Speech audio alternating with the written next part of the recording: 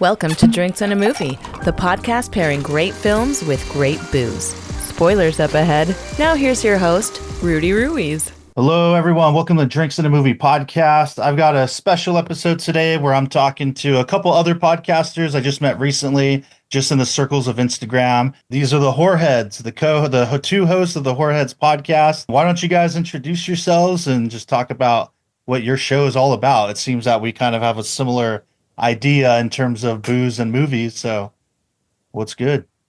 I guess it's a point to me to start it off. Hey, what's up? I'm Rich Mallory, one of the hosts of Horrorheads.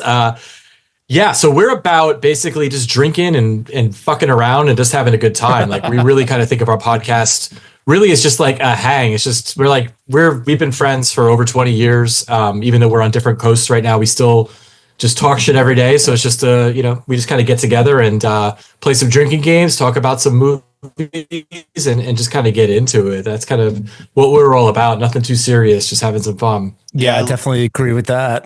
I love that. When did you guys start? Have you been, it seems like you're fairly new, right? Like the last year or so you've been putting out episodes, or how long's it been going?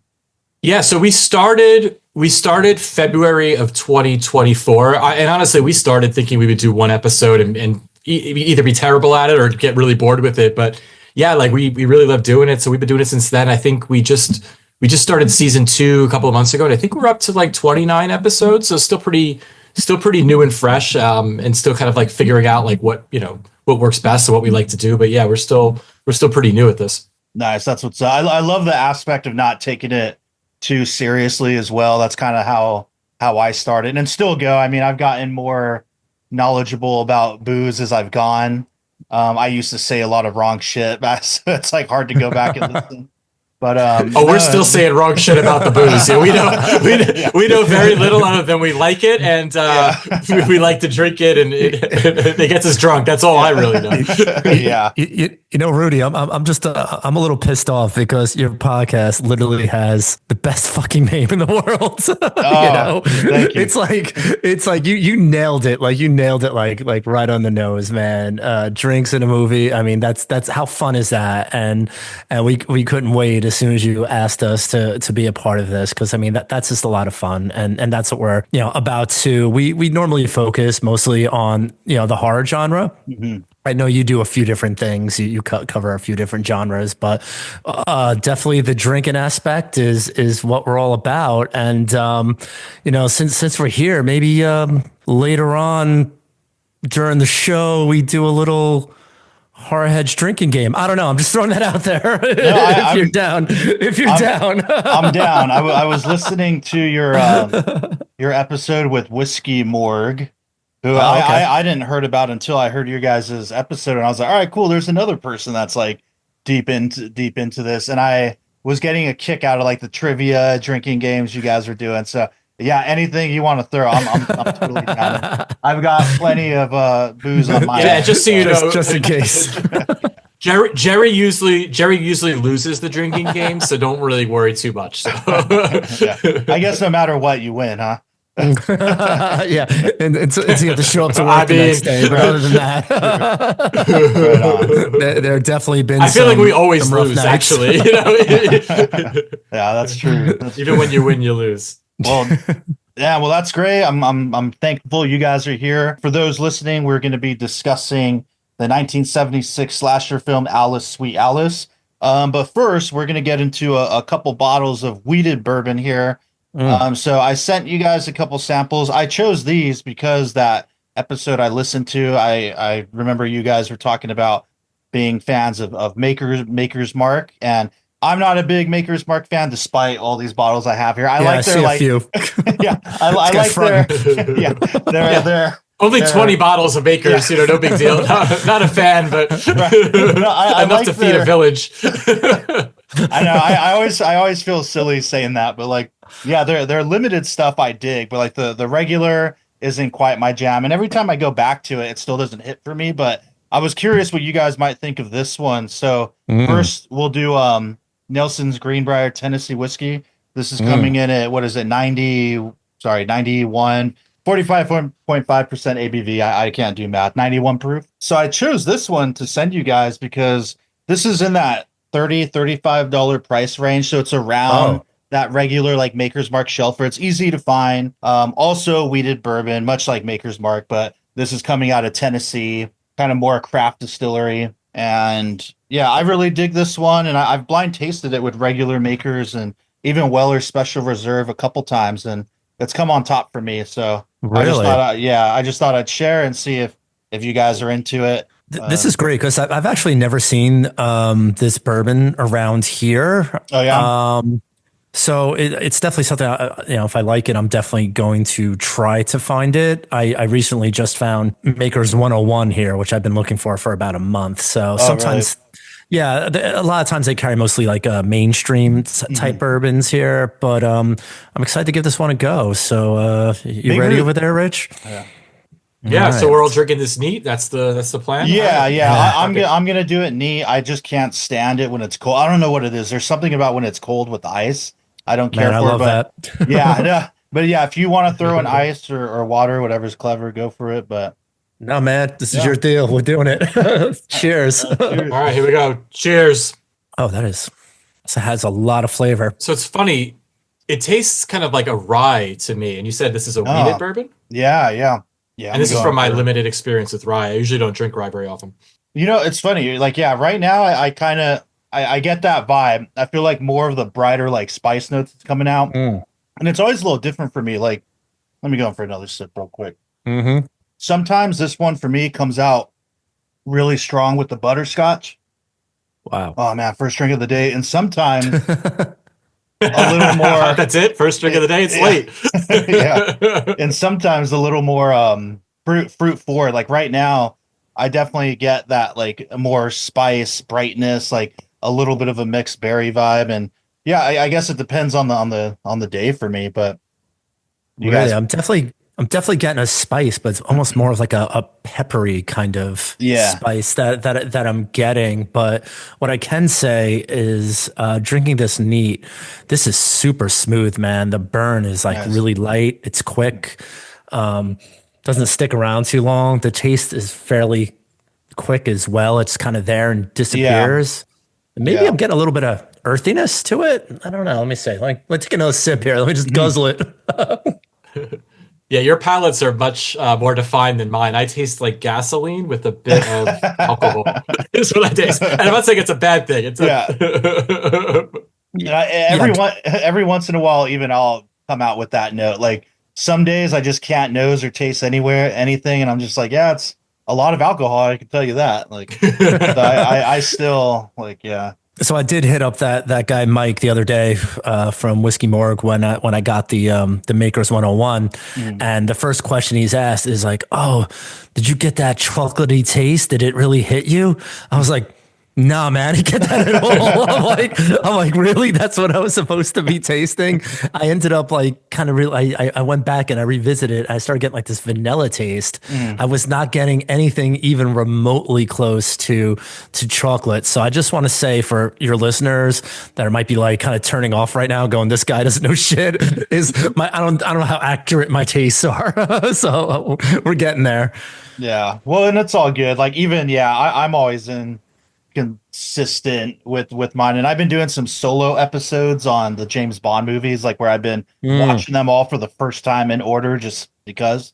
And so I've been doing them by myself, and there is something different where when I'm drinking by myself and I'm not bouncing off people, I don't really get as big tasting notes. So I had a few in a row where I'm like, yeah, just tastes like the last one, kind of, if I'm being honest. I could tell you one thing. I fucking like it, Rudy. That's good. I'm glad. Oh, I'm sorry. I don't know if you can curse on this. We can. Yeah, no. Cursing's too late now. It's fair game. You're good. You got to hit the button later on. Sorry about. All right. Good. Yeah, I guess I didn't realize. We forgot to ask. Rich has a potty mouth, so all good. All fair game. Well, yeah, I'm glad you dig it. Yeah, I was curious since you're into Makers. I figure it's a similar proof point. We did see where similar price point, see where it lands. I do need to try that Makers 101. That one I haven't tried yet, I don't think. Do you like it better than the regular one so far? Now that you've tried it? Okay. I don't, and I'm shocked because the way it was kind of suggested to me, it sounded like it was gonna be like my next favorite bourbon, and I really do like bourbons that kind of sit in that 102 kind of range. I think it adds like a nice heat and flavor to it. Yeah. I don't know if it worked with that Maker's base. I'm not sure. I think I got a lot more taste out of just the original kind of Maker's mark. Right. And if you had asked me a few months ago, I would say no way. I never even realized that Maker's had that much kind of flavor to it. So, Dang. Well, we're gonna jump up to 111.7 proof, right? hell yeah, that is Oh a my God. gorgeous bottle. So, what is this one called? Yeah, what Maker's is this? This was their 2024 wood finishing series release. It was called the Heart Release. They even put the notes on the front. Caramel, chocolate, maple is what we're supposed to get out of this one.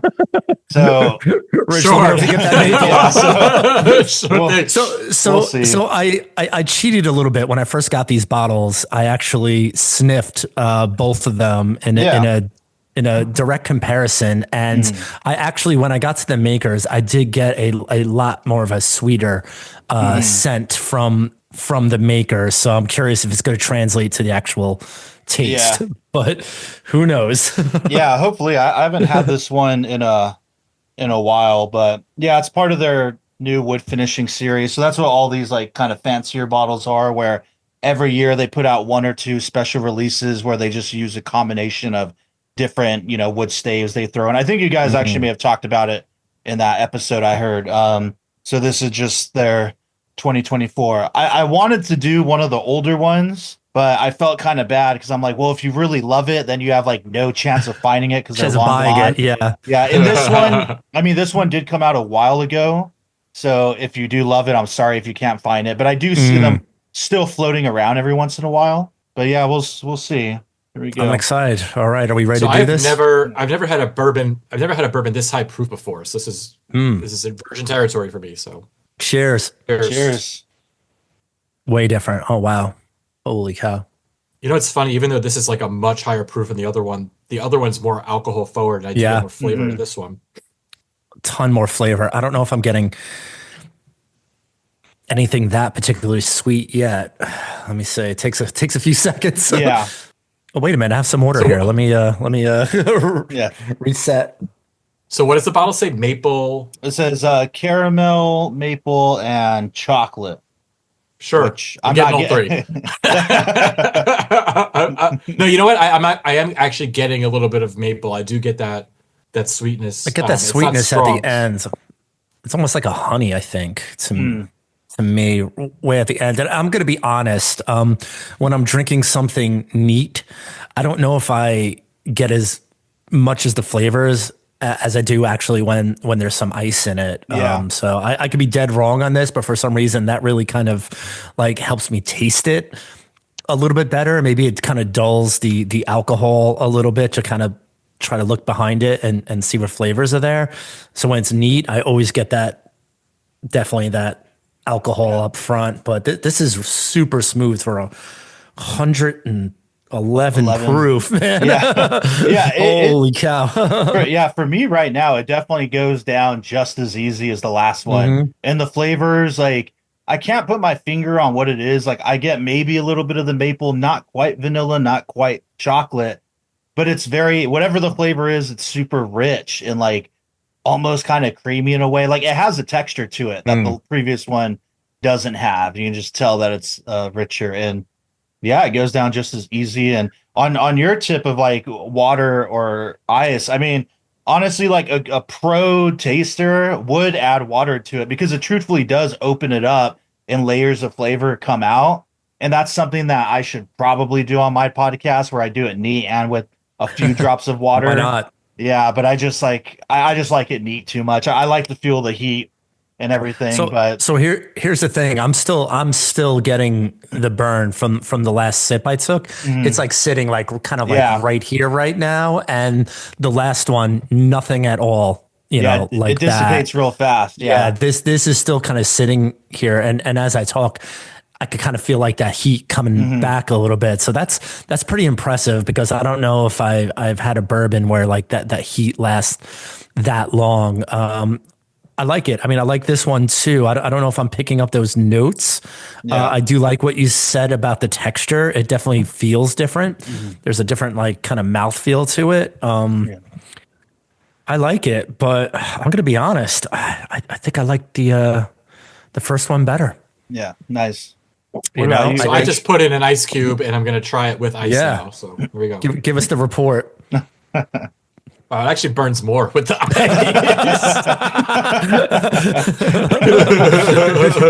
That didn't help.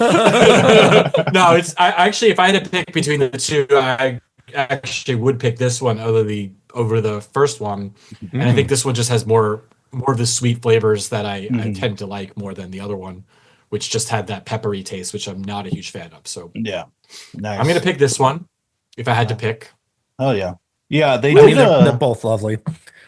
They did like one of their wood finishing releases from, I think it was 2 years ago, was interesting. I think I have them up there. It was called BRT1 and BRT2. And the idea was like one of them was aged primarily on like the lower floor of the rick house and the other one on the higher floor. So it was like the same juice, like from the same time frame, age, stays, everything, but just where they were aged, it's super interesting because one was like very vanilla forward and the other one was like super dark chocolate. And when you Wow. if you had them on their own, it'd be hard to tell, but like when you side by side them, it's like very clearly different, which is interesting because it's literally went into the barrel the same date, got out of there the same day. It was just a matter of one was at the bottom, one was at the top. So they do some cool stuff sometimes. Do you know which one was which? Because I think I have that bottle over here. I'm going to look at it in a second. Do you know which one was on the floor and which one was on top? I think BRT1. So yeah, it was from 2022. I think BRT1 was the lower floor. I want to see. Maybe it'll say here. I don't know. It's 109 proof. But yeah, and then they have another one, BRT2, which was the top floor. That's like the same kind of color palette over here. But yeah, Well, so I'm definitely. I'm going to go take a look right now as I get some ice so I can pour some more bourbon. So yeah, I'm hell going to yeah. let you know which one it is. yeah, awesome. I don't know if it's just hot in LA, but I'm sweating now. It might be the proof. It could be just that it's hot right here. I'm sweating so much right now. It's fucking awful in here. And like this room is all day in like the direct path of the sun. So just constantly getting beat to shit by heat. It's awful. Yeah. That's this room right here too. Yeah. Okay, so I was way off. I have the BEP. Okay. I was almost going to send that one. I got that one. That was almost the one I was going to There, choose. yeah, there it No, is. I'm glad I there it did. is. Yeah, so Yeah. All right. Good thing I didn't do that. And I wanted to do the BRT, but I was like, damn, 2022. I'm like, it's you're not even going to find those anymore. But that's pulling out the 101 here. nice. Woo! Yeah, It's nice in a bottle. I might pour some BEP after this, actually. That's a heavy hitter. According to this, it's 110.7. Man, it'd be amazing if we actually end up talking about a movie after all this. Yeah, right. Yeah. Yeah, I'm going to join you on the BEP. Nice. Rich, what are you going to pour? What's going to be your next pour? Oh shit. I have to go get something. Hold on 1 second. Yeah, man. It's all right. I mean, we could just drink this and forget about it. just move on. But Yeah. man, let me tell you, anytime, Rudy, you just want to get together and drink some bourbon online, you let me know because me and Rich definitely do that quite a bit. And that was almost like the beginning of really why, we do the podcast because we're just kind of looking for a reason to, get together and hang out and talk. And this was just something that we could put on the calendar and be like, hey, let's have a few drinks and let's talk about something that we love, which, we both love, film. It was just natural for us to kind of lean towards horror. Yeah. But yeah, man, I'll definitely jump on a Zoom and try a few different bourbons with you anytime. Yeah, no, I would love that actually. I've been trying to I realized the last few years, I'm like, shit, I don't know anyone anymore that's as into movies as I am. So it's hard to find people to talk to, let alone whiskey as well, So I have my good friend Carissa. We pretty anytime I do a series of horror films, she's my go-to person. And we do a lot of short films together. We're actually working on a little horror feature right now. Just no budget, but this is this is your podcast, but I mean, I did want to ask you. I did listen to quite a few of your episodes, and it definitely sounds like you have some sort of film background. Did you go to school for film? Is that the industry that you're in currently? Because just your language, you speak the the talk kind of. I didn't. I mean, I did one semester at LA City College when I was 22, like the intro to film classes. But I never finished it because I got a job as a PA and I started working and meeting people. And I was like, I'm in and trying to work my way up through camera. But then I kind of invested in the wrong people and kind of fell out. And every once in a while I'll get gigs, but I'm not like working. Right now I'm just a full-time editor for news, like a conservative news company. But it's money. It's money. And I get to still do this to be creative. But yeah, I was listening to your episode on you talked about The Substance and Strange Darling, and I didn't finish it. I wanted to get to the Strange Darling part, but like I still know some folks. Like I'm friends with a couple of the people that produced it, and so I had them on the show. And hopefully you guys like that movie. I thought it was the best movie of 2020. No, we did. We liked it a lot. Okay. Yeah, we loved it. Yeah, yeah. And so I have like a few contacts, which is cool, but it eludes me the profession, but yeah, it's all right. It was just your language. I was like, man, this guy, like, he just knows film. Yeah, well, I appreciate that. But yeah, I mean, all right, looks like we're all topped up. What did you end up grabbing, Rich? What'd you top up with? So I have something I haven't tried before. It is called Mackenzie bourbon whiskey bottled in bond. It is from the Finger Lakes Distilling Company in New York. 50% alcohol, so 100 proof. Ooh.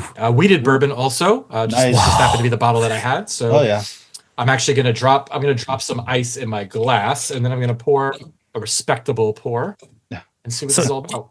You said that was a New York bourbon? Yeah. Yeah. It's exciting. That's cool. Spilled it as I tried to put the cap back on. So it sounds like a craft distillery. Actually, before we get into the movie, I do want to hear yours. I'd be curious to hear how this goes since you're trying it for the first time. Not a lot of flavor. It's funny, like even though I put this in a glass with some ice, the ice has not had a chance to melt yet, and this bourbon, it tastes watered down. I drink it out the bottle. Let me see what happens. Yeah, do that, bro. Yeah. Did it. Yeah, and actually, I'm not even gonna lie to you, it tastes like there's already water in it. That's so wow. It's not good. Is there any age on there? It's probably like a 2-year product or something. I mean, I think this one's 3.5, I want to say, but I think they do pretty well for 3.5 years, Does not say, but yeah, there's like no flavor to it. It's odd. Yeah. Damn, it literally feels like New York bourbon. I'm a big fan of Hudson whiskey, hell yeah. But yeah, this is, I don't know what it doesn't, like, again, it tastes like my ice melted hours ago, and this is just like, oh man, sorry to hear that. You know what though? Feeling.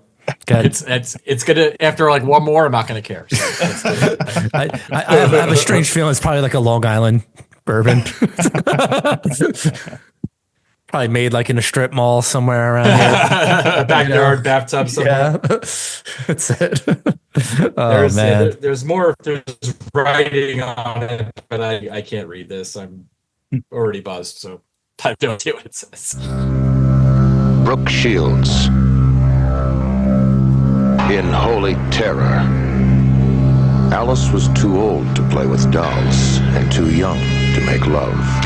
Brooke Shields, as you've never seen her before. She was too beautiful to play with boys and too young to play with men. So Alice began to play with death. She's made repeated requests that the kid see a psychiatrist. She has a knack of making things look like accidents. It's dead! It's dead! He tried to kill me! No more dolls, no more toys. Alice only plays with bodies. It's too late to save her.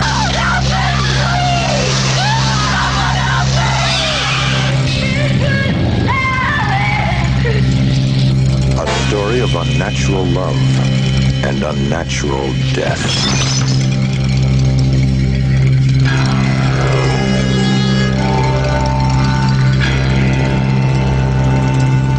Shields in Holy Terror. It's too late for prayers.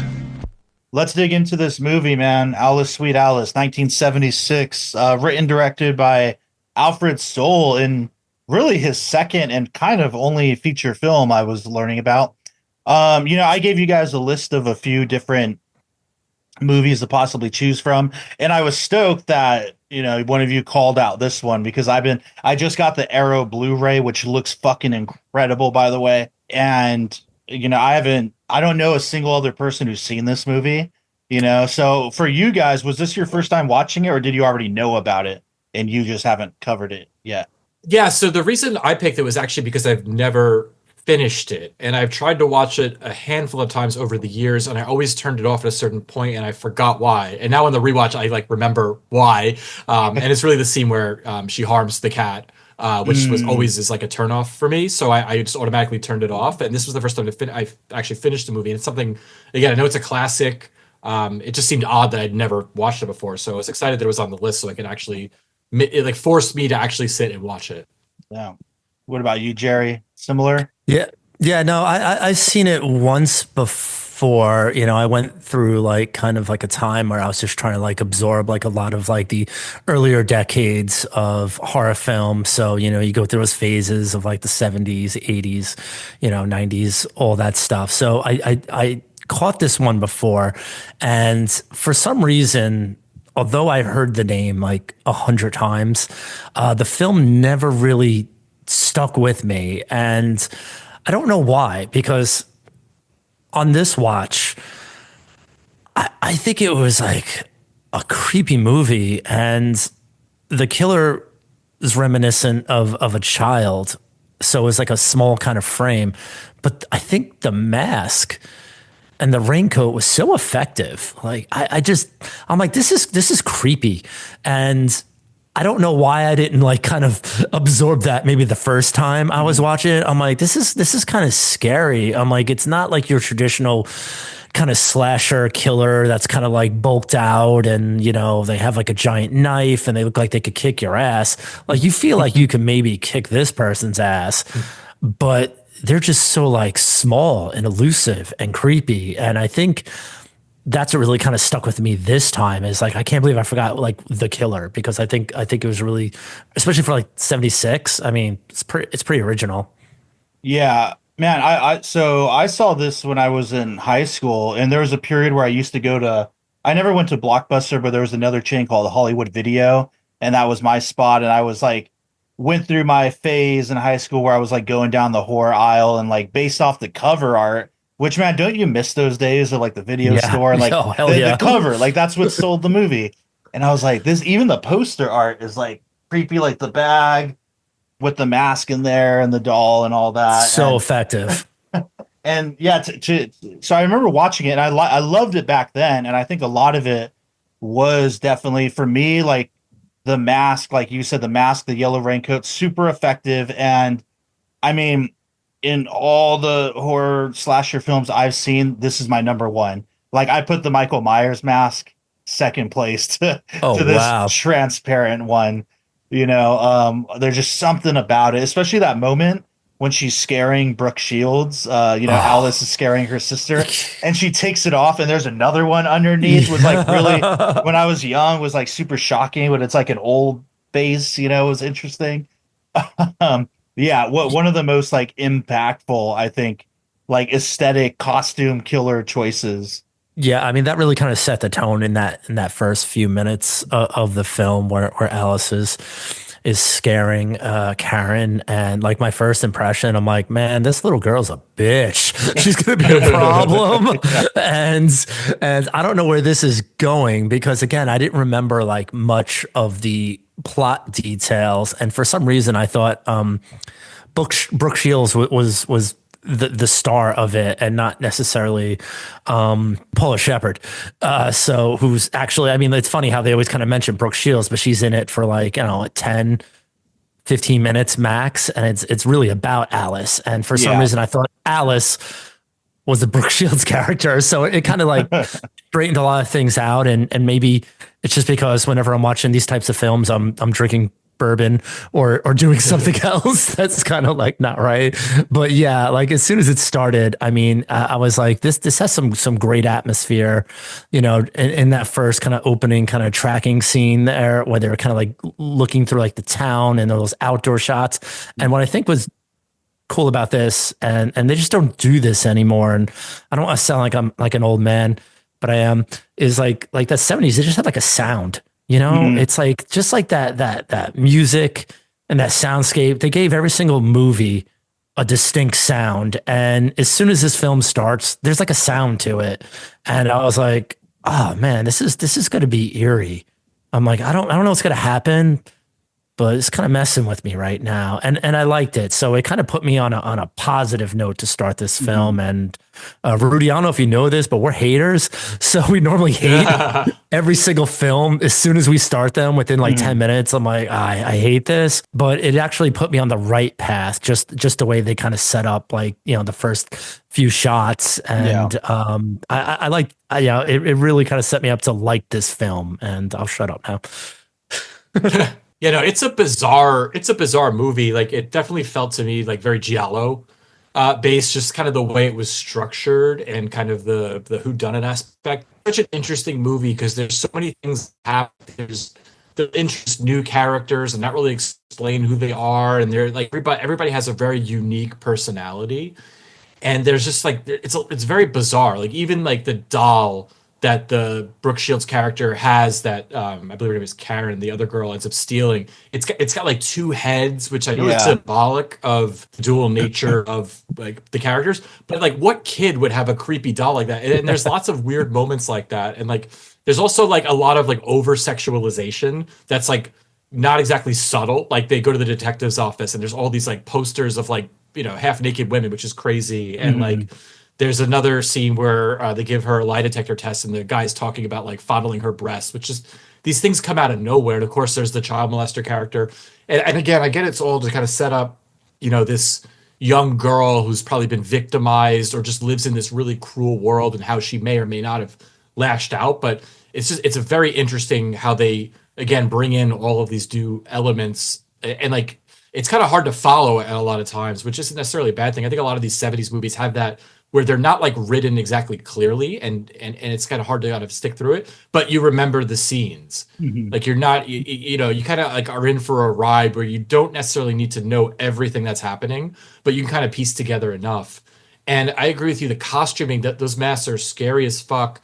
And the raincoat is very interesting, and it's very symbolic. And I was talking to the past 2 episodes, I've talked about this, how like certain things in movies just bother me, and it like, I need to find out why. And this is something that bothered me because the whole movie, it never rains, but yet they're in raincoat, this yellow raincoat the whole movie. And I was like, that's just so odd. What a choice.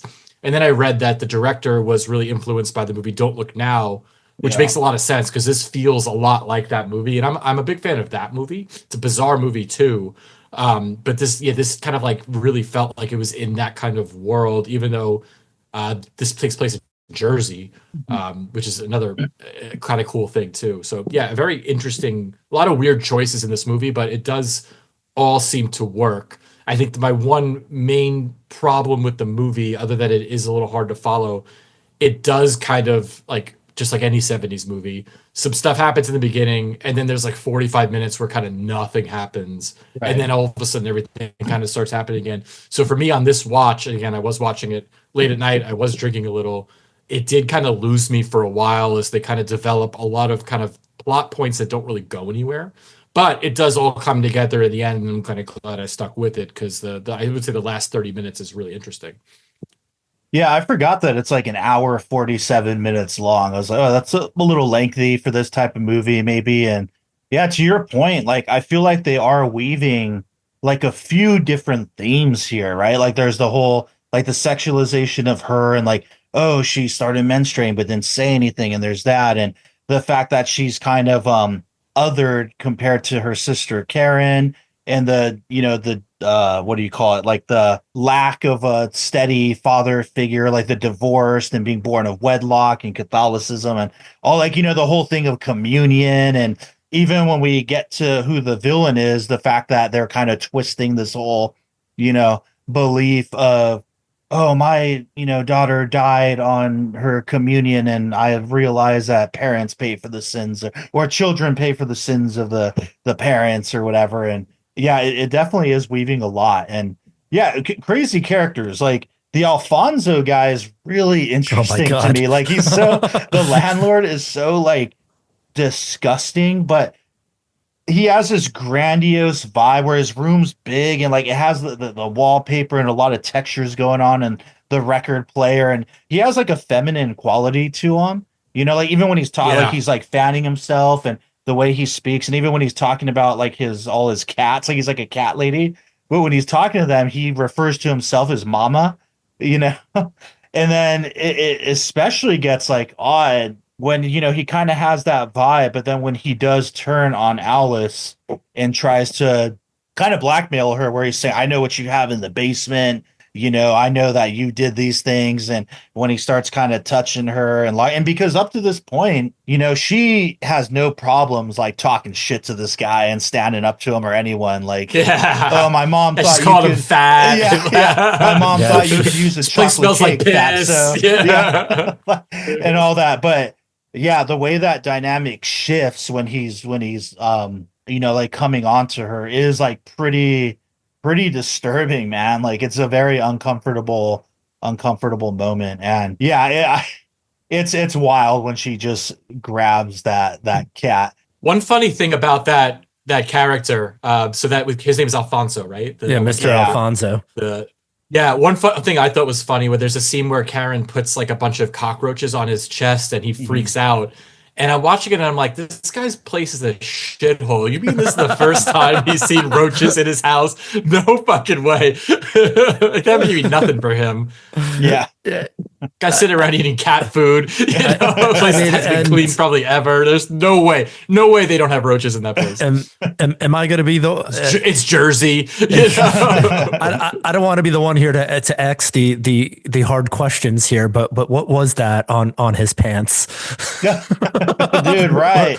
Oh, All the these piss stain? stains. Did he was he like peeing himself, or was that the cats, or like what was that? I think they didn't dive deep enough into that, but we know that when Alice went to his apartment, she's like, it smells like cat piss in here, and that's a very, very disgusting scent. Rich and I both are cat guys, and that's definitely something you don't want your apartment to smell like. So it was I could just imagine what that guy's place was like. What I don't know, was that piss? I mean, what do you think? I mean, was it I don't know what it was, but I was like, man, this character is messed up. And I'm gonna say almost, I just want to, since we're talking about, I just want to say like all like the male adults in this film are kind of problematic. I mean, I don't know if I'm overthinking here, but I thought Father Tom was a bit creepy. He was giving gifts to Karen, and everyone wanted his attention, and I found that a little strange. And then we have the character of Mr. Alfonso, and then I don't know why, and it could have just been the tone that was set, but I don't know, like when like her father was interested in speaking to like the niece Angela, and she calls him and he goes and meets her, and I just don't know why I found that very, very, very strange that this man would want to go meet like what I'm guessing is a 14-year-old girl, and he's not even questioning the fact that she found the number to his random hotel room that he happened to be staying at. I mean, why would he go meet her? I know he was kind of like blaming her for everything that's going on. It just seemed like there was something else there, and tell me if I'm going too far about it. That felt weird too. And I just feel like all the male characters in the film was just, it's just creepy, I guess.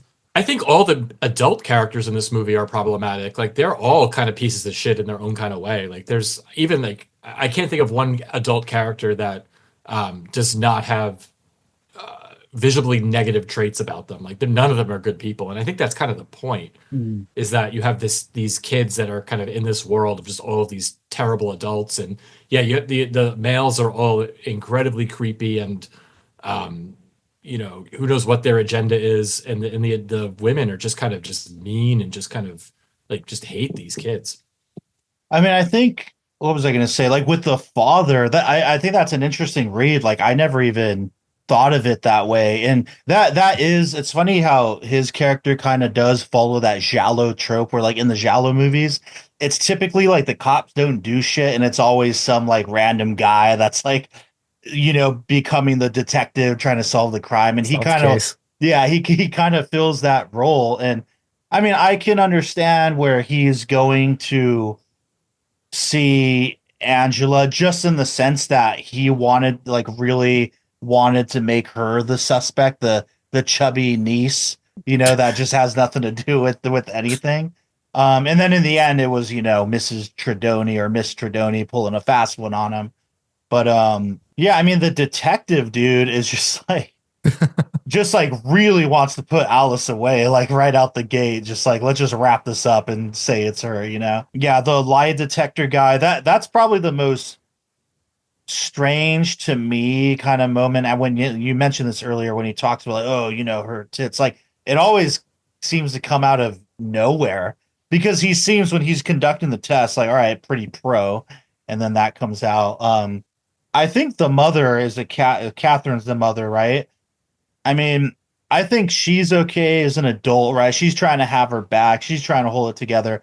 The aunt, though, I'm forgetting her name, but the aunt's name, Annie, who like just right again out the gate, I guess because of the fact of, there's this other kind of theme about the fact that Alice is kind of othered because she was born out of wedlock. So they treat her differently and very negatively. And I think we can deduce that the aunt is very much like doesn't like her because of that alone. But man, her performance, I don't know if you guys felt this way, and this is a little bit of a stretch, but the aunt has this intense performance, somewhat over the top, that to me is reminiscent of, is it Aunt Martha in fucking Sleepaway Camp? Now I was thinking that same thing. Okay, good. I was thinking the same thing. Okay. That spacey kind of, definitely. Like still very different, right? Like a whole bag, very different. But there's something about the way she comes at everything that reminded me of that character, like a little too unhinged. I actually looked it up to see if it was the same actress because I was like, that it just totally made me think that. Like I was, and I'm like, I know these movies were maybe 5 years apart or 6 years apart, but I remember thinking that same exact thing. That wow, what a creepy way to play that character. Yeah. Okay. I'm glad I'm not the not the only one. I did think the mother was I don't know. She clearly paid attention mostly to Karen. I mean, we could kind of pick that up in the first like kind of 5-10 minutes that Karen was the prize child. So I'm sure Alice kind of felt left out. So I'm going to put some blame, on mom as well. And I know they kind of alluded slightly to it, and I don't know how much fact was behind it because no one liked this poor kid Alice, but they were kind of alluding that she did kind of have some like undiagnosed mental issues and that she needed to kind of seek some sort of additional help. I don't know if it was like some sort of like psychiatry or anything like that, but they said that they had sent messages to the family and suggested that she should, seek some sort of help. And I don't know if that was just their way of dealing with like this kid who was probably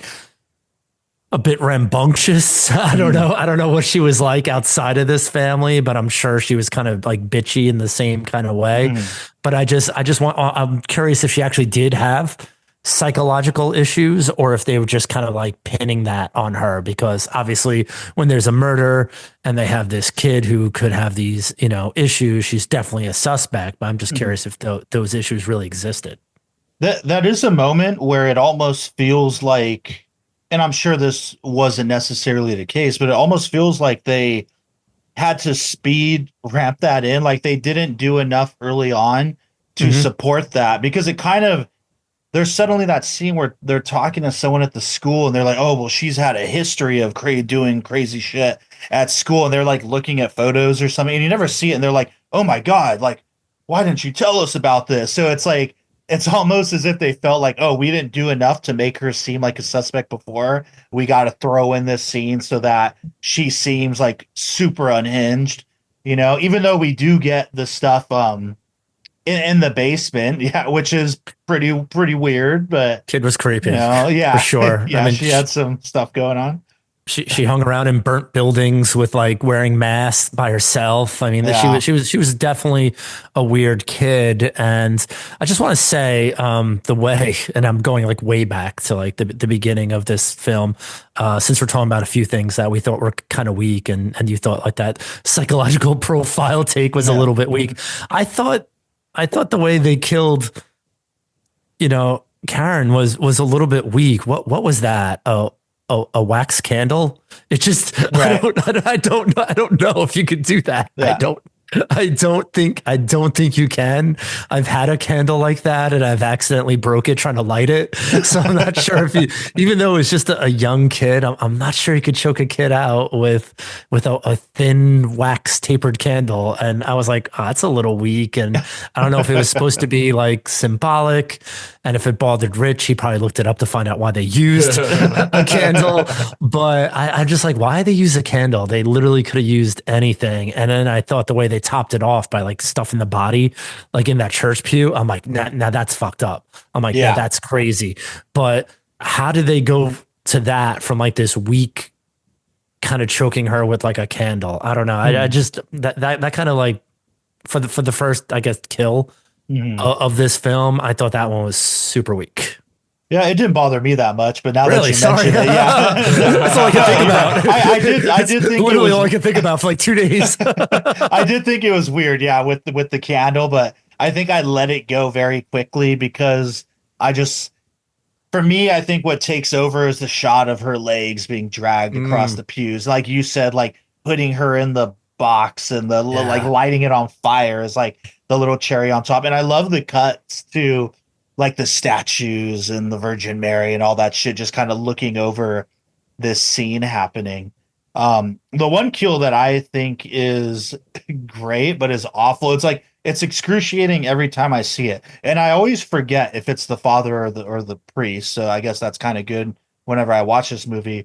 But when it's the father, when he does go to see, Angela, but it ends up being the killer, and he gets, stabbed and then cracked in the head with the fucking brick or whatever. But when he's chained up and he's like coming to, and she's like pushing him, like rolling him to the edge, and there's no score or music, and he just like screaming, like full on screaming, hoping someone's gonna fucking hear him.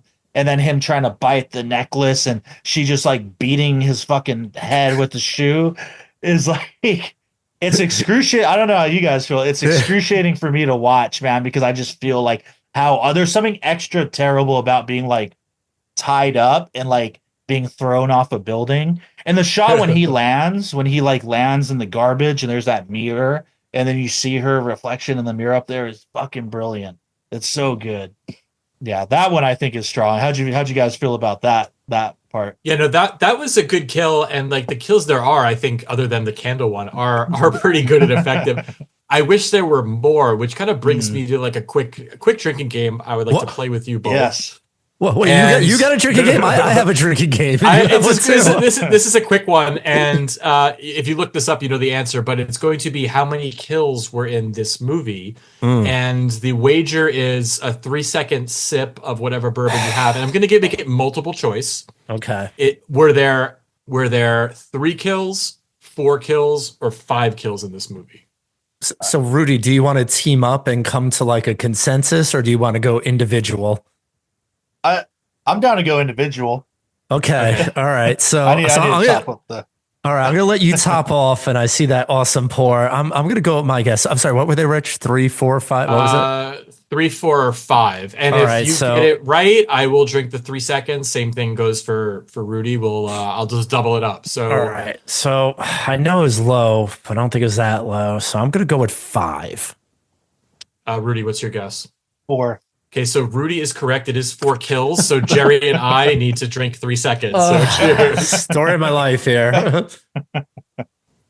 I feel like we weren't drinking enough. I had to kind of. Damn. Yeah. Apparently. I just going. want you guys to know I have this pen here so I could kill anyone I want just with a little, because I think it has like the same strength as that the candle, that wax candle. But yeah, no, the kill that you were talking about, Rudy, was super impactful. I mean, it was definitely felt like it was like the crescendo of the film, and it was like such a big moment, and you could see like they really wanted to make an impact of that, because it was kind of done at like a strangely slow pace, and it just kind of made you like feel, just like you were explaining, it made you feel like almost every single moment of that kill. She could have just hit him on the head, pushed him out the window, boom, it would have been a pretty good kill. But it's like you were just kind of going through it like with him, and you're just like, different moments, you know, first he gets stabbed, all right, that's pretty bad, and now he's being slowly rolled, and we all could see that there's nothing in front of him, and we know what's going to happen, that he's going out that window. And it was just, it was crazy. I definitely liked that kill. I thought the Father Tom kill was unexpected, and kind of shocking, and not just because it was, you know, the priest, but just because it was kind of like done in front of like an entire church filled with people. And and this was like, Mrs. Tredoni's favorite person on earth. And it was just kind of shocking that she just kind of gave up. It was like, fuck it, man, this guy's going to go too. And to me, that was gory. And I know we brought it up a few times, that felt a bit giallo as well, with just kind of like this red kind of blood spraying on everyone and going everywhere. And just like, it was an obscene amount of blood, you know, it's like a pool full of blood for, you know, a stabbed. So I really enjoyed that one. But, you know, kind of echoing what Rich said, I wish there was 5 or 6 kills or 7 kills in this, because it needed it, because the character was so good. Like the killer was good. I want to see them do more like damage. Yeah. No, man. Agreed.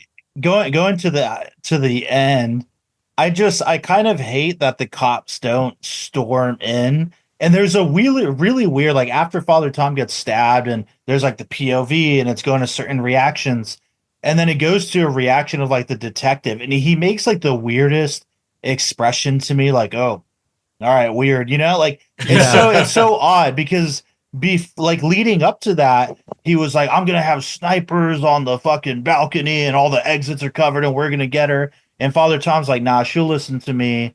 We're good. I can talk her into, you know, walking. And he's all right, well, we're gonna fucking be ready to go.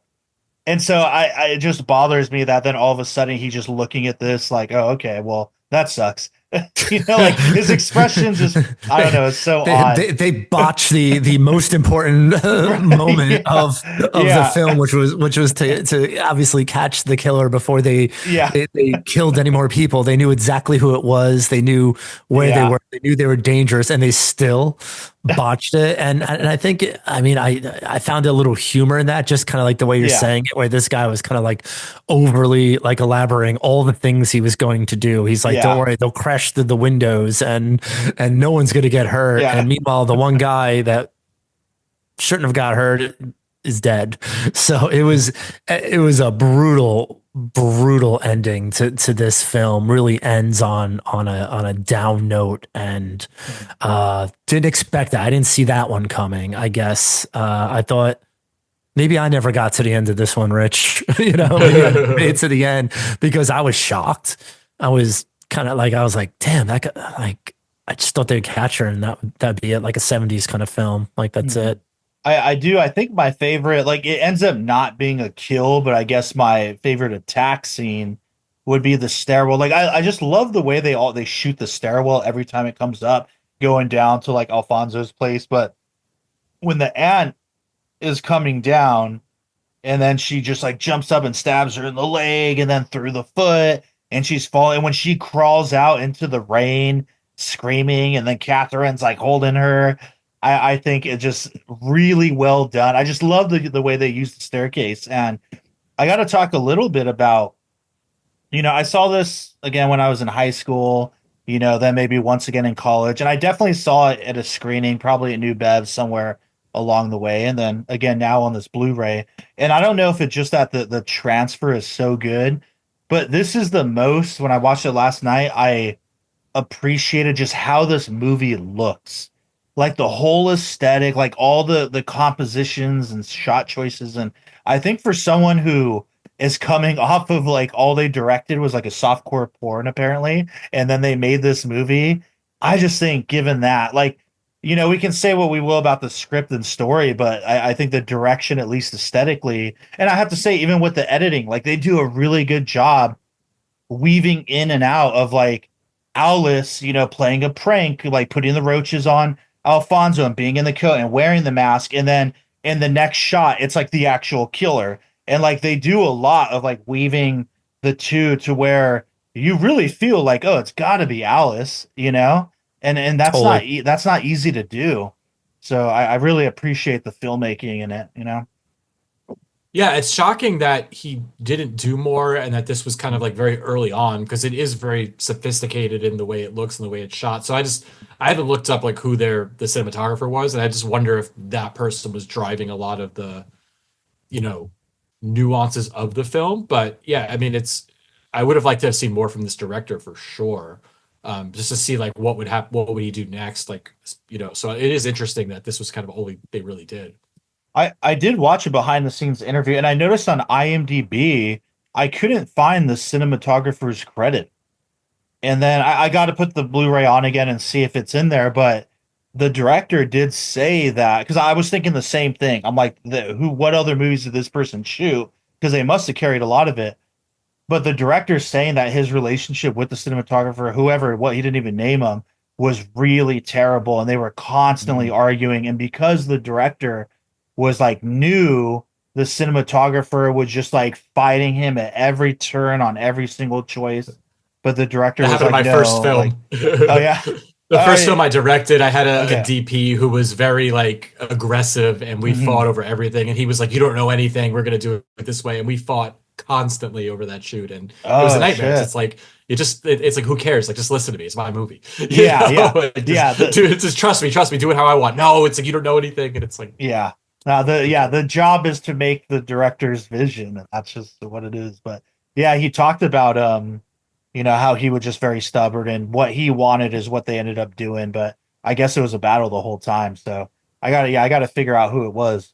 well, it's amazing that they made something so like artistic and Hell yeah. visually captivating, and even again the color palette I really really like in this movie. It looks great, and I haven't seen like a Blu-ray transfer of it. I watched it on Amazon, I think Amazon Prime, I think. Yeah. So like I'm sure it probably looks great in like 4K if they transfer it. Yeah, my Blu-ray. This was the first time that I saw the original title, Communion, because I know when I saw it on DVD years ago, it was Alice. I think the film print was still Alice, but I just learned that originally it was called Communion, but I guess that was pretty problematic with religious folks and whatnot. Yeah, I think they got And sued. I think they got sued and had to change it. And then I think internationally it did release as Communion. So I think some of the prints say that. And I think I read they re-released it as Holy Terror Holy at some Terror, point. yeah.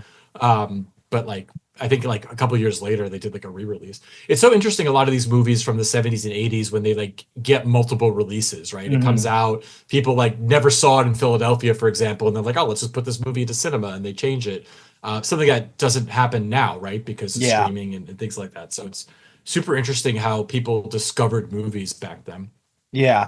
And even just the marketing, like we were talking about how, and I remember even when I first rented it, it made a big deal on the back, Brooke Shields' first movie, and she's on the spine and all that. And because once she started becoming famous, yeah, they did a re-release, title change, and now they like plaster her name everywhere. And honestly, I didn't know or cared who she was. And when I saw the movie, I looked her up and I'm like, oh, okay, I still don't care. But I just, yeah, it is funny how that happens.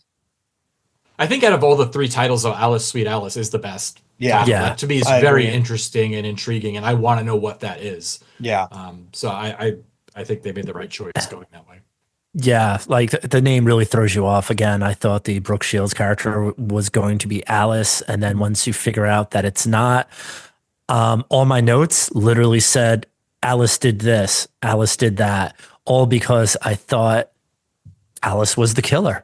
And it was really effective that the way they did that. And it was definitely a surprise to me when she ended up not being the killer. So I think a lot of these little cues that they gave us, it worked. It definitely worked on me. Rudy, I am curious. You said you watched this when you were like in college, and then you watched it now. Do you feel any different about it from like those experiences and just maybe all the films you watched in between? Do you feel the same way about this film? Do you like it more? Do you like it less? I know you said you really, really like this film, but just curious of if it changed at all from when you were like a younger person until now. Yeah. No, I feel like it did. It moves a little slower than I remember, kind of like you guys were saying. I was like, yeah, it was going on a little longer than I thought. I watched it pretty late. I was like, okay, we're still going. Yeah, they could cut 20 minutes easily. Yeah. So there's that aspect of it. But yeah, I think I like it a little more, but just from a different perspective when I watch it as from like a directing, editing and just aesthetic standpoint, I like it more than I ever did before. And Awesome. I went over the last year. I was like working, like writing a little giallo script. So I was watching like as much of that shit as I could. So that's like very much in my mind. And this, kind of feels, like that. So I think I've been paying a lot of attention to just compositions and all that. And so I think I like it a little more in that regard. But Yeah, that's awesome. And I know like when I watch something like maybe I was younger and then I watch it now, definitely the mood changes, the experience changes, my personal experiences changes as you get older, and sometimes you like things more, sometimes you like things a little bit less. Definitely for this film, I think I probably liked it more this time from what I remembered. If you had asked me 10 years ago, do I want to watch this film when I watch it again? I'd probably say no. But now after this recent rewatch, I would definitely watch it again. I think there was a lot to it and a lot more for me to like gravitate towards. So that definitely, changes your perspective as you kind of like get older. Again, like every 70s film, as soon as the investigation started, I was like, oh, here we go. crawl burn about to happen, which is a genre that me and Rich are trying to really establish people to start saying. It's just when things start moving slower than a slow burn, and you just know that nothing is going to happen for the next like 15 to 20 minutes. You could go to the bathroom, you can make popcorn, get another drink, go talk to your wife, do whatever you got to do, just kind of like get past that few minutes. And this definitely had that moment, but honestly, it probably wasn't as long as I thought it would be. And I think it started picking up again pretty quickly. But yeah, 20 minutes out of this film would have made it, I think, moved it from a good film to a great film, in my opinion. Right. Yeah. There was something you said earlier in regards to Father Tom that I want to jump to real quick, but I know you also mentioned that you had like a drinking game too, and I think we could use one right now. So if you're down to cut that in, right now. I am definitely down to put that in, and this is your show, buddy. So you tell us it's time for the drinking game. So I'm gonna tell everyone to put a little drinks in their glass right now. So Rudy, this is how we're gonna do it. I'm going to ask you a couple questions, and it's going to be pretty simple, and you're going to answer the questions, but I'm going to ask Rich who he wants to team up with, if it's either going to be me or you. And then whatever the reaction is, depending on your answer, Rich is going to have to follow. So I'm going to tell you guys the game, and it's a pretty common game that we play a lot on our podcast, because it really gets you thinking about like where this movie sits in life with other films. And this is a fairly old film. This is from the 70s. It's 1976. So the name of this drinking game is, was it 1976? And that's it. So I'm going to name some films, and all you have to do is say, yes, it was 1976, or it's not. And if you get it right, I'll drink. If you get it wrong, you take a sip. Does that sound good? Sounds good. All right. So Rich, you know how these things go. So the question is who are you going to team up with tonight? Well, since Rudy is a podcast host, I'm assuming he knows his shit because wait a minute, we don't know our shit. No, I'm gonna go with Rudy. He's got he knows a lot about bourbon, so I'm gonna think that he knows a lot about films too. I like yeah, that. So I'm gonna go with him. I like that. I like that thought pattern. So again, so Rudy, if you get it right, I'm gonna drink. If you get it wrong, you two are gonna drink. Are you guys ready? Yeah, just don't let me down because this Mackenzie bourbon is awful. So I don't want to drink anymore. So please get these all right. All right. So I'm gonna throw a softball to begin with. All right, ready? Dawn of the Dead. Fucking A. I should know. Can I this. switch teams if he doesn't? God damn it. I want to say yeah. Yes, it is 1976. Yeah, I want to say no. yeah. It's 1978. You guys take a sip. Sorry, man. Sorry. It's all right, man. No, don't feel bad. The only hint I'll give you is these films will be close in years. Maybe not a year or two, but it'll be fairly close within 4 or 5 years. So that's Are it. these All right. horror films or All horror films? there was probably maybe 4 horror movies that came out in 76. So when in doubt, All just right. say no. Okay. So how about this one? How about this one? Blood sucking freaks. Oh shit. Are Rich and I able to discuss it, or am I just gonna give my guess and he's Yeah, no. You guys are a team. You could discuss it. Yeah, I'm okay with that. Yeah, definitely. I haven't seen this since high school, so I don't even know. If What I do you had to think? guess, I do think it's 76. Okay, I'm down to go with that. Guys are right. I take the sip. All right, all right. All right, let's keep moving here. Ready? All right, you like Giallos, Deep Red. I'm fucking dying here. I saw this in theaters twice. It's hard. It's hard when you're being asked. Because I know it's a challenge. It's a challenge. Like you say, it could easily be 77, 75, 74. Yep, exactly. Oh my goodness. I'm wanting to lean towards yeah. What do you think? I personally think it's 74, 74? but that's Well, my guess. Suspiria was first, right? What was that? Wasn't that like 77? No, Suspiria was 77. Yeah, that was. And that was after? Okay. And he definitely didn't do them back to back like that. So no. No. I'll go with the no, yeah. All right, you guys are right. It's 75. All right. Okay. But we got it right. That's all that matters. All right. How about this classic? Ready? Jaws. I want to say it was earlier or 70. I don't know. 77 always feels like the year. It's like that or even sooner. What do you think? I think it was 76, but that's a guess. Damn. Go with I'm gonna go with you. Let's say yeah. Yeah, final answer. You guys are wrong. It's 75. Okay, all right. Take a Close sip. All right. We're moving along here. All right. How about this one? Ready? I spit on your grave. Dude, 76 sucks because it's like right in the middle. It's like It's old too. You really right in gotta the middle, yeah. You really got to remember this shit. Yeah. Man, I spit on your grave. My gut tells me there's no way that was 76. I wanna say sooner. I want to say early, or was it later? Shit. I think Maybe later. it was later. Yeah, I think maybe later. Because I'm trying to think of like the progression of films that would have, So yeah, I feel later too. Yeah. So final answer is no. You guys are correct. There you go. All right. 78. 78. Okay. All right. I got a couple more here. You guys, I would say, are 50-50 right now. So how about this one? Brian De Palma film, Obsession. Fuck, I haven't seen that. I don't even know. I feel like he did have a film in 76. I don't think it was that one.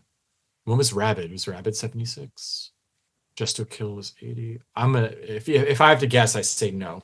Yeah, I'm gonna guess earlier, so I'll say no.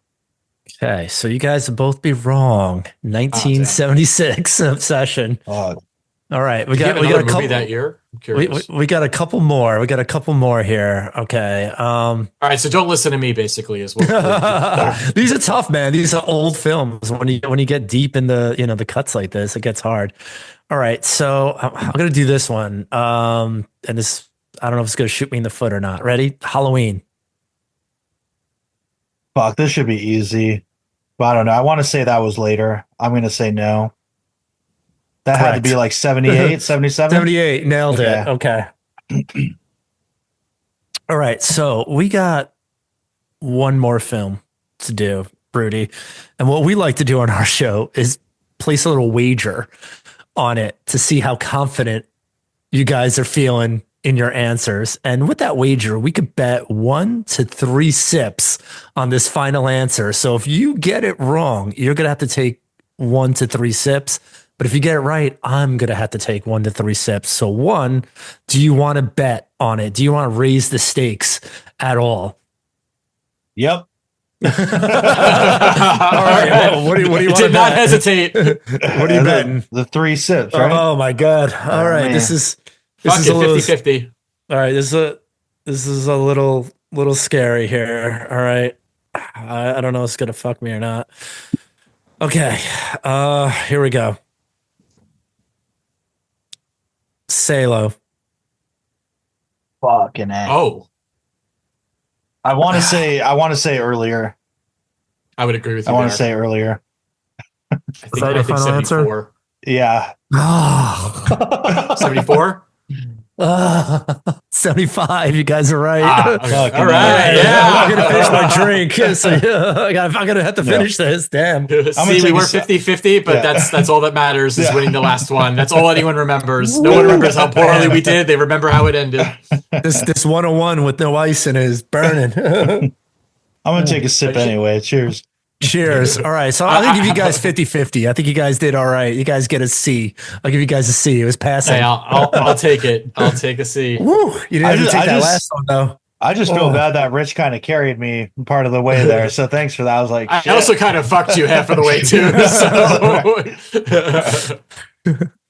No, They were tough. They were tough. I mean, honestly, if you guys were asking me if I didn't have it in front of me, I wouldn't. I mean, it's tough. It's like I thought you were going to throw some like 80s or 60s in there. I was like, all right, this is going to be too hard. But the fact that you kept it within like I keep a it few tight. years, I keep it tight. Yeah. Yeah. And because that at that point too, yeah, it's like aesthetically and like it all kind of, looks the same. Like that was good though. I like that. But it's crazy when you think about these other films from like 76 compared to like this film and really what came out like right after it. Like Dawn of the Dead came out like really soon after this, and Halloween came out, really soon after this. And it's like you have to like wonder like, where a lot of these like directors are getting their inspiration from with a mask and a giant knife. I mean, for some reason, when the killer held that knife, it just looked like 5 times bigger than it probably was because, the frame was so small. But I mean, it didn't look like a knife, it looked like it was like 2 feet long, and that's kind of like the same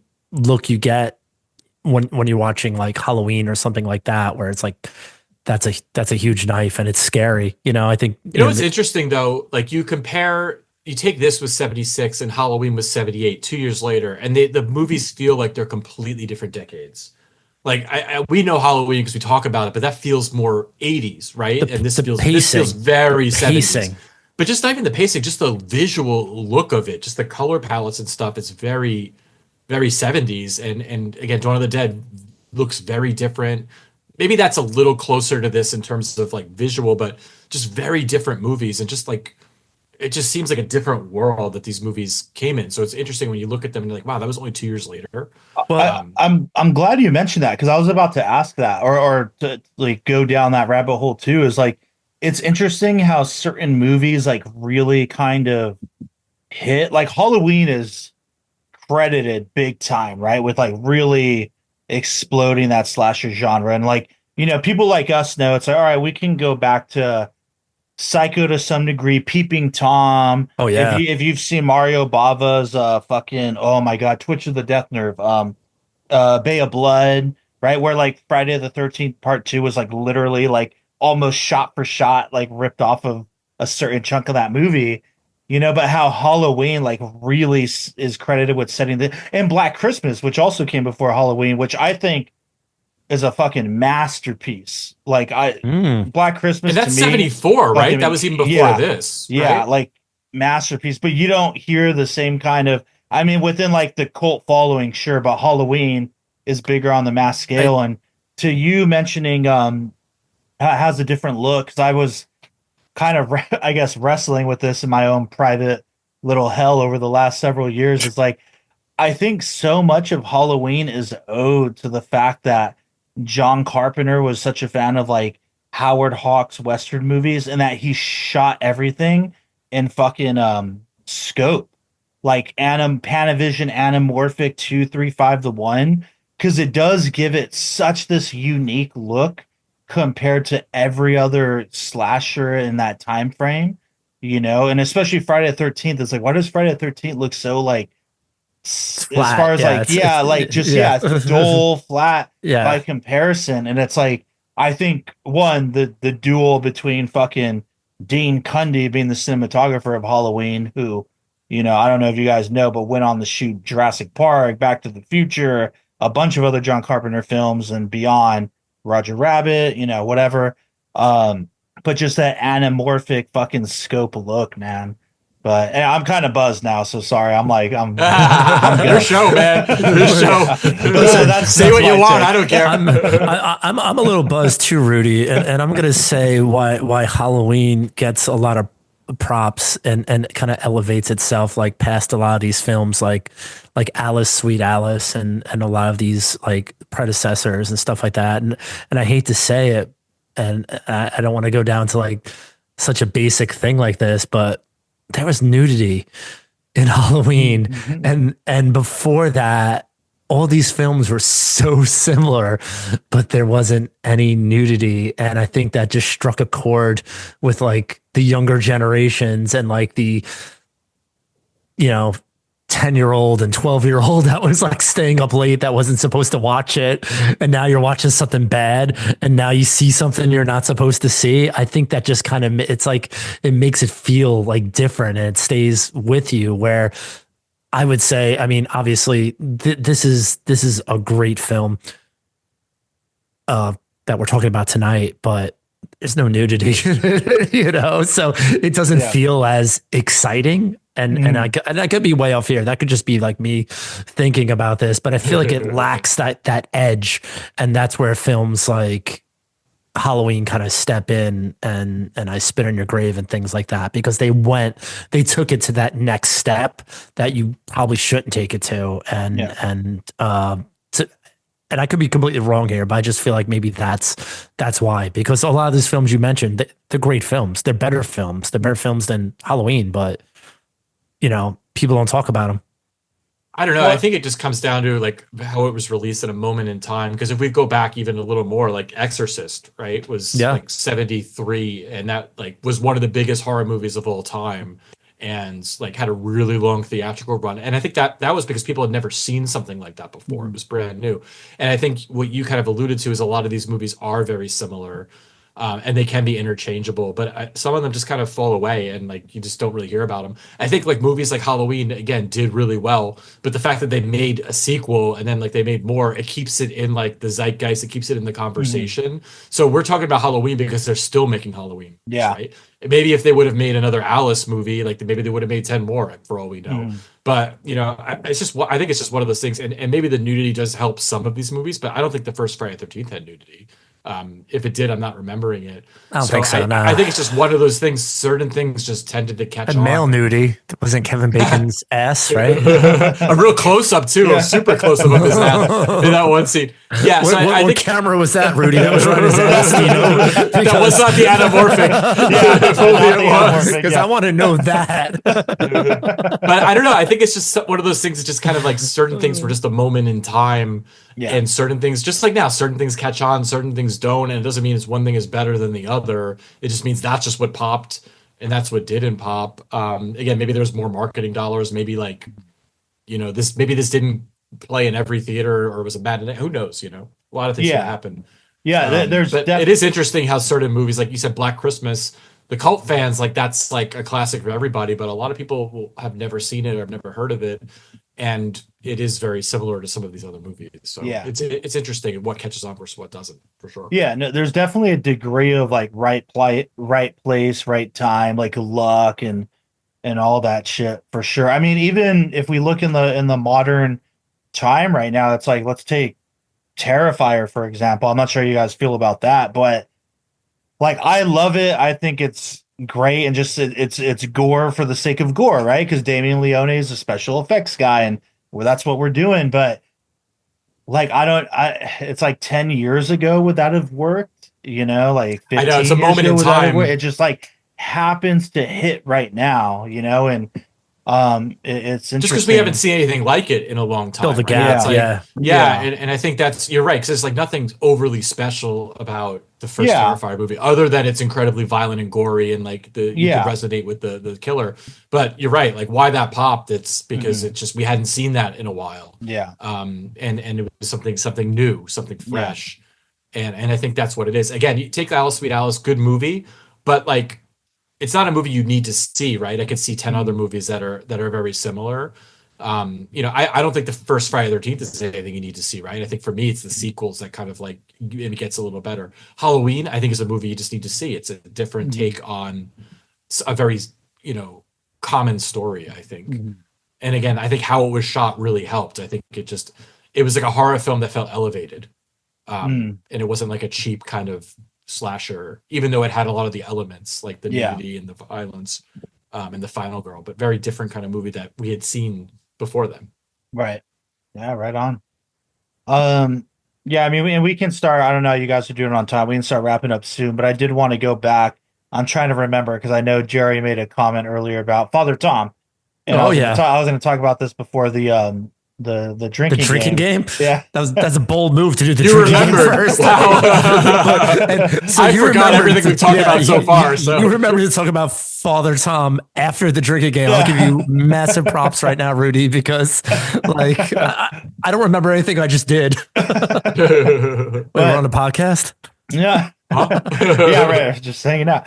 But I thought what you mentioned about like him and kind of the I guess like maybe creepier aspects of him with Karen and all that. And and that's a funny thing, you asked me about how this changed with me now. I guess I was like watching it through like not even fresh fucking lenses, because there's so much that you guys had mentioned with certain characters that I didn't really even think about. And I don't know if you guys listened to the Video Archives podcast with Tarantino and Roger Avery, but about a year or so ago, they actually talked about some American giallo type films, and this was on it.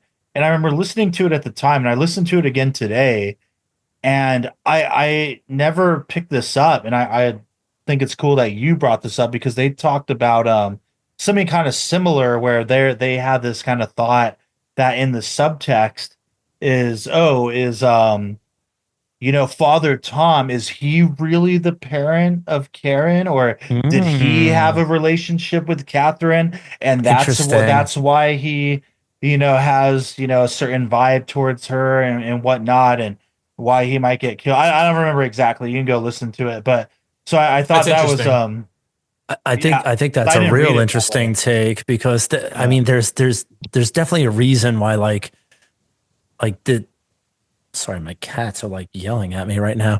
There's definitely a reason like why this poor Alice is like the black sheep of the family, and why is this priest always hanging around? Like, why is he making house calls? Why is he showing up? Why is he spending his time with this particular family when during that communion there was like 30 kids there, and I don't feel like he was spending his time there. And also at the same time, Mrs.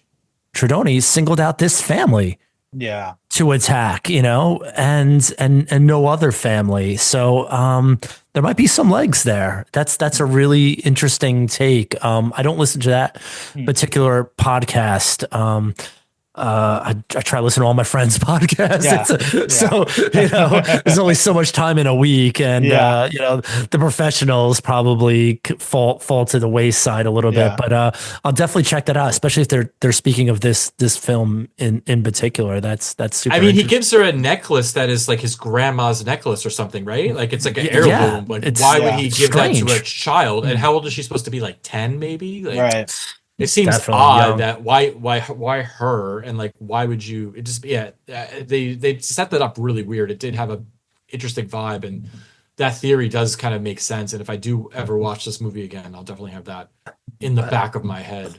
I mean, can I say it? I mean, Catherine she was fit, I mean, maybe I would have maybe I would have made a move too if I was, Father Tom. I mean, I could see that. I mean, dad was out of the picture. So who knows what was going on with mom. And they really didn't explain anything like why the relationship didn't work or what happened. I think in the 70s, we probably kind of point the finger at Dominic, the father. Yeah, definitely. And just be like, oh, what was he doing? And it looked like his wife was a younger woman and things like that usual trope. But we don't know. We don't know if it was Catherine that messed this up. And that's a really interesting take. And again, it adds another complex layer to this film, which feels like a very linear film where there's not a lot of depth to it. But when you look at all the characters and the character development that they chose for each one of these characters, I mean, there's a lot there. I mean, how many characters are in this film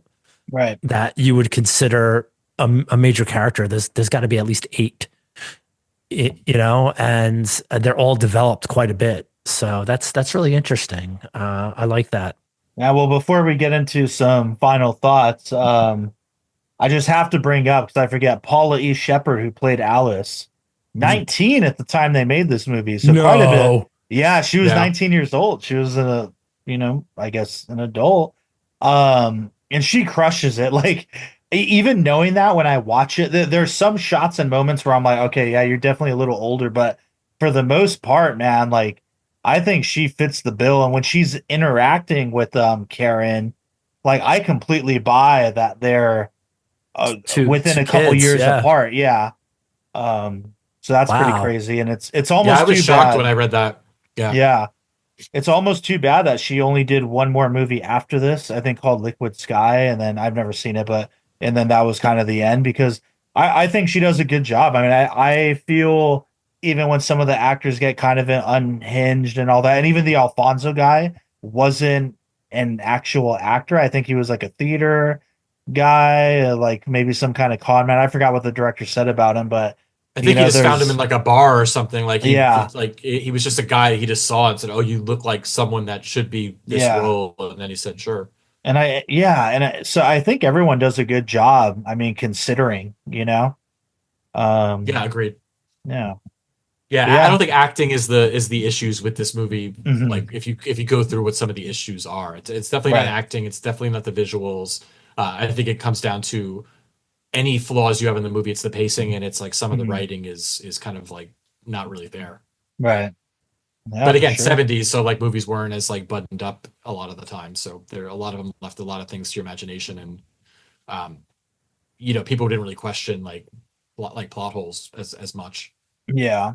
And then when you just kind of went in for the entertainment. Yeah. I mean, when you get someone who was a architect or some kind of designer, and then, I'm gonna make a softcore porn. All right, I'm gonna make a slasher movie. And it's funny, he didn't have a big directing career after, but he continued on for quite a while doing production design, which is pretty interesting. And I think you see it in this movie, man. I don't know. They have some great locations, like the abandoned warehouse where she scares Karen and throws her out. I think is just like a great looking place to, do some mayhem. But yeah, I mean, I think we can start wrapping it up. Let's get into some final thoughts. If you guys want to share any last, things to say about it. Yeah, definitely. I'm going to say I was surprised. I really thought I wasn't going to enjoy this when I sent the list of films that you suggested over to Rich. I was a little disappointed that he chose this one, but I was like, you know what, let me go with it, because you never know, like when that like vibe kind of hits you and you're gonna feel something differently. And shockingly, that's exactly what happened during this film. It hit me at the right moment. I enjoyed it. I thought it was a much better film than I remember. I don't want to bring this to your podcast, Rudy, but I don't condone animal violence, and I can't stand films that have anything like that. So, I mean, for me, that's the real only negative to this film. And I feel like it could have been edited out, but I guess they were really trying to push this Alice character as an unhinged, crazy character that could potentially be a preteen killer. So I understand why they did it. I just wish they didn't do it that way. But I mean, I like the film, so I'm happy that you challenged us to watch this and to talk about it, because this is a gem. This definitely stands up there with other big films in the 70s, you know, like The Omen and Carrie and other films like that. It's up there, and I think I forgot about it. So I think it's a good film, and I'm happy I watched it. Yeah, and my last words on it are similar to Jerry. I feel like, again, if I were to show somebody 10 films from the 70s and like to get them a feel of what 70s horror looks like, I feel like this would probably make that cut as something that to show people. Again, I do have the issue with the animal violence, and I did read that in England they cut that part out because they have very strict laws against that being in cinema. I wish I would have seen that version, because that's the one thing. It's hard for me to kind of stick with a movie, because that's all I'm thinking about is like, oh my God, I can't believe they killed a kid. And like, I can't, I'm still thinking about it a day later, and that ruins the movie for me. And I probably won't watch it again knowing that, because I'm just going to think about it. However, I do think it's very well done. I think if you are not someone that's overly bothered by that, then it's definitely something you should check out. But for me, it's definitely going to be a pass, and that kind of would hurt my rating on this movie as something I won't watch again. However, I do respect it for what it is and what it did. Yeah, right on. I mean, so I do want to, I mean, yeah, I like this movie. I think it's worth checking out. If you haven't seen it, you know, go watch it, people. If you're into 70s or slasher movies or Giallo or whatever, it's well worth seeing. But a couple questions for you guys before we end it is, you know, Jerry, I'm curious for you, which movies on the list, I don't remember quite what I threw on there, but what you may have like looked more forward to. And then for Rich, like, what are those other 70s horror movies that are on your list of like, if I had to give it for people to see, just so I can make sure I can check some off that I may have missed myself. So I guess, Jerry, we'll start with you. All right. So yeah, so I'm going to put this out here, Rudy. So you said that you gave like a list of a couple films. I think it was like 3 films. I don't remember exactly what was on it, and I think I had like 6 bourbons since this started. But what you did say is, or maybe some random Giallo film, and I was hoping we were going to go in that direction. And since we didn't, I'm putting it out here right now on your show. I think you have to come join us on our show, and we'll do a Giallo episode, and we'll talk about 2 or 3 Italian horror films, if you're down with that, because I was kind of hoping maybe we'd get a chance to talk about that. And I do like those type of films. I know Rich likes those type of films too. And they're so artistic and gory and bloody and beautiful at the same time. So I think that would make for a great conversation. So I was kind of hoping that maybe we would talk about, you know, a film like that. But I am happy we did end up here, because I forgot about this film, and it's definitely worth a watch. All right. I'm definitely down to jump on your guys' show, by the way. So you let me know. I will make it happen. All right. You get really drunk, though. All right. And then, well, I'll say this first. So I guess the other one. So I'm looking at the message I had sent. So first it was Violent Nature, which you guys already did. I put Deep Red. That was a Deep Red. Yeah, there you go. So that was the one. Alice, Sweet Alice, and the 1980s Blob. So Deep Red, yeah. You know what? I would like to rewatch Deep Red again and I'm a fan of Argento. For whatever reason, I've never really liked that movie. And I think it's just that 70s trapper. There is like a good hour where nothing happens. But that movie does have some really creepy, iconic scenes in it. So I get why there's the appeal, but for whatever reason, I have a hard time watching that one. I don't know why. I mean, it's probably one of my least favorite Argento movies. Not that I've seen them all, but of the ones he's known for, that's probably one of my least favorite ones.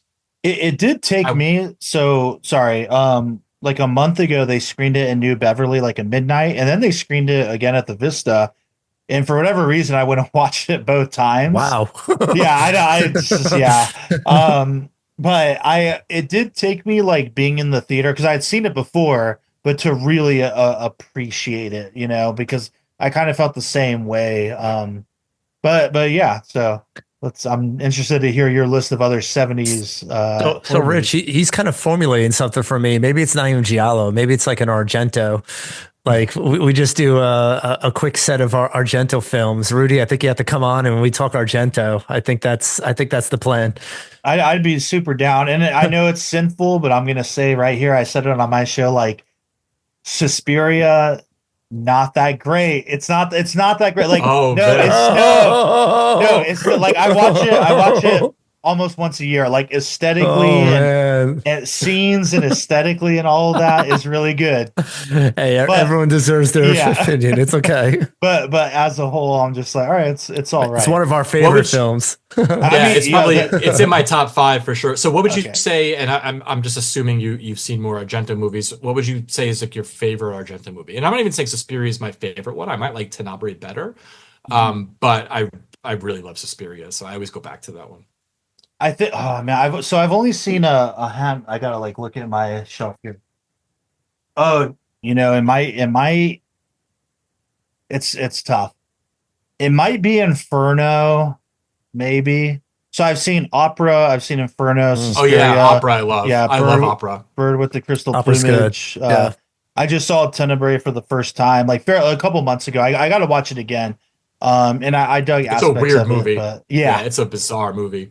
But I think right now off the top, I mean, I almost want to say Suspiria just because like the look and the music and everything is such a perfect storm. Like narratively, I think it's kind of fine, but I do see and I understand why it's in the pantheon where it is. I mean, that opening fucking scene and that opening kill is like one of the greatest of all time. The fucking greatest of all time, man. It's incredible. Like when her friend falls in the green light, falls into the fucking barbed wire. Like, good Lord. So you hear I'm like gushing about it, even. That's absurdity right there. What was the Argento with the head saw? Was that Opera? Wait, what's Tenebrae? Where he's cutting off everyone's head. What? That's Trauma. Yeah, that's it. Yeah, okay, that I haven't seen. I'm a fan of that. Yeah, all right. So these are all things we could discuss. This is exciting. That's it. I'll happily revisit them all again. But I think right now off the top, I might say Inferno, and even that narratively is kind of whatever. But there's just some scenes and moments in there that make it amazing. I haven't seen that one in a long time. I have to rewatch it. Yeah, I think for 70s movies, I think a lot of them we've mentioned before. Like I think Don't Look Now is definitely one that's worth watching. Obviously Texas Chainsaw Massacre is like one that's near and dear to my heart.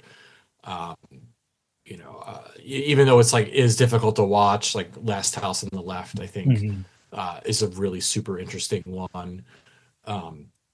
I mean, there's so many great ones. I always think of Maniac, which is one of my favorite films, as a 70s movie. Even though that came out in 1980, it has a very 70s feel to me. So I consider that a 70s movie. That's probably. I would have said that was 79. That's 80s. Yeah. Really? Yeah. Wow. It came out in 1980, so like they probably they shot it in the late 70s. Yeah. Yeah, and it does have that feel, and I think that really feels like kind of like the last like 70s movie. Right before we kind of got into like the 80s, because it definitely captures that, I don't know, that dangerous feel that the gritty feel that those movies had. That you just didn't know it was going to happen. Like they were going to fuck with you, Yeah, I feel like they didn't have the rules. They were just like, we're going to do some shit, and like you're going to deal with it. Yeah, especially with that. Like that's a grimy movie, man. Like that's Yeah, that is great, and just a little too real, maybe, just the way, and especially like putting you where you're following like the killer. It's like you're watching a doc. Yeah, it's like the I mean, I know we got to wrap up soon, but did you guys see I think it was 2010, the remake of Maniac with Elijah Wood at all? I'm not gonna lie, I love the remake, and I really enjoy it too. I love it, and I watch it all the time, and I think I've never seen a movie like that before, and it's like remakes can be very different, and they completely made a completely different movie. Like the fact that it's POV, I think is brilliant, and it works. Yeah. And I watch that all the time. That the original and the remake are like definitely two of my favorite movies, and they're very different movies. Okay. And I guess before we end, Jerry, if you have a similar list, what would you throw on there of like 70s movies, horror films that people need to see? 70s. Oh man, it's really not my genre. I'm going to be honest with you. I don't love 70s films, but I mean, just thinking off, the top of my head, Dawn of the Dead is definitely, one of my favorite, not only zombie films, but one of my favorite films. It just has such nostalgia for me, and it kind of like was one of those films that made me start to love horror films. It felt different. It felt scary. It felt violent, bloody, and I didn't know where it was going to go. And then they add some like absurdity and levity in it with some weird scenes and humor. And it's not a perfect film, but I think it's a good film. Yeah, I mean that, and a couple Argento films, for sure. I do like Suspiria. I think it's probably one of the most beautifully shot films I've ever seen in my life, and I love, heavy contrast films and almost neon lit films like that. And I think a lot of people are doing that now, and I think, when seeing that back then it was just kind of crazy to see something beautiful that also was kind of gross and disturbing. So I do like that. So I would definitely put those on a list of some 70s films to check out. And if you haven't seen Obsession, check that out. I know I mentioned that earlier. And a couple Tobe Hooper films, maybe Eaten Alive, Texas, things like that. Those aren't bad, but I'm going to be honest. Probably the decade I hang out in the least is probably the 70s. I'm an 80s dude. Yeah. Oh yeah. All right. Well, dang. All right. I mean, we'll wrap it up here. Thank you guys so much for taking the time to join me. This was fun. It's not often I get to talk with like people that are as knowledgeable as you guys, and to drink some good whiskey. So before we sign off, I mean, where can we find your show and Instagram and all that stuff? Yeah. So we're on basically any platform that has podcasts. So Spotify, Apple Podcasts, Amazon, Pandora. Just search Horror Heads. We're also on YouTube. We just started releasing video for our YouTube episodes. Before that, we were audio only. So we're just starting to do that. Last week was our first one where we talked about Leprechaun and drank a lot of Irish whiskey and Guinness. And you can find us on Instagram. It's Horror Heads Podcast, or at Horror Heads Podcast. And that's really where we kind of do a lot of the promotion of our episodes and stuff like that. So yeah, definitely check it out. Subscribe, like, and tell us how great we are. All right, right on.